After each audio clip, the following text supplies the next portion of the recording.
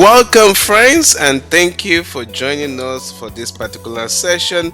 Today, we'll be dealing with slowly changing dimensions, and I want you guys to please pay close attention here.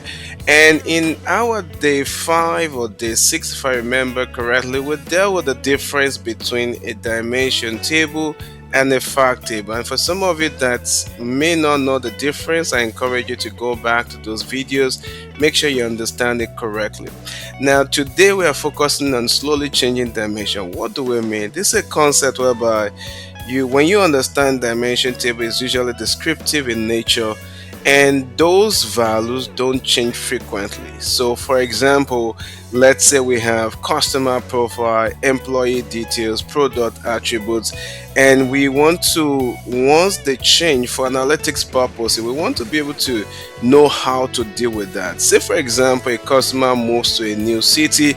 Originally, we have a different city for them, and then they move to a particular new city. The question becomes, do we just keep the old value, or do we change it, or do we keep an history?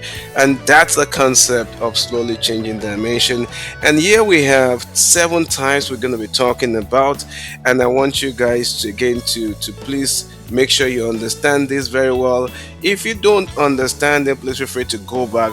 And this is mostly beneficial from the engineering perspective, which we won't go into detail. We'll have another session for that. But for the purpose of analytics purpose, I want you guys to understand this. Why? Because when you're understanding and you see a table and you need to design a product or to perform some analysis, you will know exactly how you would be able to treat that table in a way that is that you will interpret it correctly. So with that, let's quickly go to type 0. So again, this type 0, no changes are allowed. Basically, we keep the original data and as it is, right?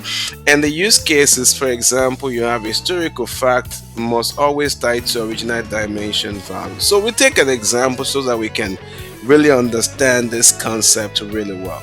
So let's say we have an existing table, and this is a surrogate key. I won't go into surrogate key, and this is natural key. The full name is this person, the city is Toronto, and this is the email. Now take note of Toronto. Now we have an incoming change whereby the natural key is still the same, which is more or less the primary key here, but we call it natural key here for a purpose. But it's 42 and the full name is still the same. But one thing that has changed is that the person has moved from Toronto to Ottawa. Now, in this case, for type 0, right, how do you deal with this? Now, what happens is that we do not allow any change. So exactly what you have in the existing table, we maintain that. And that's when type 0 is needed. I can tell you authoritatively that we don't have a lot of tables or a lot of attributes that fall into this category. So let's move on to type 2. Now we kind of understand the cons or the analogy we'll be using for some of these different types. Now for type 1, the old value is simply overwritten by the new value, and this is the most common. Now the advantage here is simple, minimal storage, no history is maintained is the disadvantage here. Now, and this is very common for most of our table, and I will explain why in the example. Okay, so for example, we have the same existing table, the same incoming change that we saw in type 0, and then what happens is that just replaces what we had before. So you can see Ottawa then replaces Toronto. This is now the new table, right, or the new record. Now, so type 1 is basically an update, an override to the old value, and most of our table business sense, it makes sense to just override them, right? And most tables you see them in this type of operation. Please take note of that. Now the type 2, which I really would spend a little bit of time so you can get, this is one of the most common when it comes to historical table, right? And it does keep the entire historical table, and what it does is that it insert a new role for every change, maintaining complete historical version. Now there are some admin field that it utilizes to be able to ensure that this history are being kept as needed. The key ones are the start date and the end date. So basically, it takes cognizance of the status of a particular record. Say, for example, we're going to look at the example. So the start date will be the date the record started, the date end date is the date the record ended. Current flag tells us whether it's the current, the most current version or not, and then the version number tells us the number of changes that that particular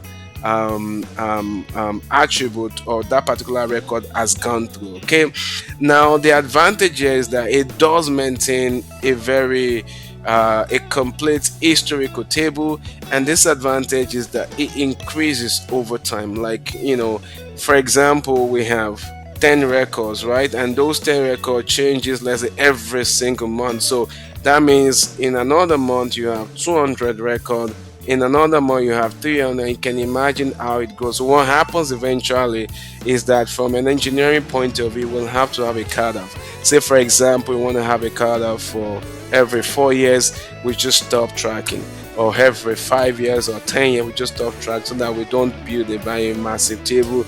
And also from the business end, it might not even be of business value to keep a longer time as well. But sometimes you have to, but sometimes you can just cut it out.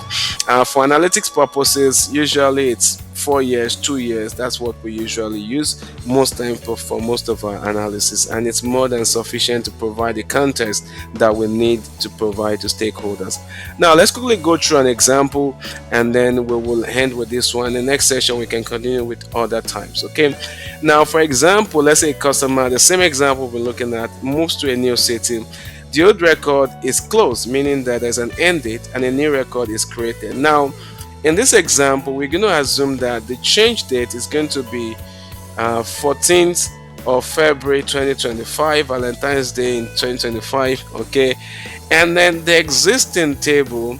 So let's say this is the existing table, and the ones that I highlight here, you can see Toronto start date, end date is current and version. Okay, so what does this all mean? That means that for this particular customer with this key, which is 42, the surrogate key, don't worry, the surrogate key in this case is just meant to help us have the unique identifier at the historical level. Okay, but don't worry about the surrogate key for now. Let's focus on the natural key.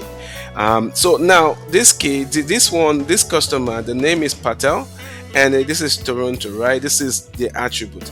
Now it's telling us that the first time we saw this record was 2019. Okay, and then the end date, you see, for when a record is current, we usually use a very far date to identify that this record is current. Most time it's always 999-12-31, or in some cases we just use null, meaning that this record is still the most current. And then you have a flag here that still depicts that, telling you that it's the current record and the version is still the first version. Okay, now let's say we have an incoming change. You see, in this case, the same customer, but now they've moved from Toronto to Ottawa, like we saw in the other two types. Now, but what happens to the final output here? What happens here is that we're gonna say, because we want to keep the history, we want to be able to know that this person has actually lived in Toronto before. So what we're gonna do is we're gonna end it. So for example, remember the change day, the day that this incoming change is coming in is February 14, 2025. So we're going to say that this record expires, this Toronto expired, in all, this entire record expires on this particular day. Now on that particular day, this same customer then moved to Ottawa. Okay, and that becomes our current record. Now what happens to is current? In some cases it might not be needed, and I will explain why. And the simple reason before I move on here, is because you already know that every record that has this value, right, the end date as 999 or null, 999 12 31st is usually the most current. So some cases you don't need this column, but in some cases also, to make it easier from the analytics team, you will add this particular flag column, a boolean value. Okay, now this is telling us that this is no longer the most current, this is the most current, and the version is telling us that this is, we've had two versions so far. So imagine 6 months or 2 years down the line, this same person moved to a different city, then we have version 3, and this became not current again, and all of those changes keep monitoring, all of those admin field keep being populated as expected. Now, as I wrap up with this type 2, I want you to really take time to really understand this concept. I know at the beginning it might look easy, but really really understand it, because you will notice that in a lot of your tables, and you need to deal with it accurately. Okay, and just pay attention to it. The key one I would mention here, it's really the start and the end date. Just understanding how that works and the operation of this table will really help you to be able to perform your analysis based on historical table excellently. All right. I hope this has been helpful to you. I want to say thank you for listening and watching, and I will see you in the next session.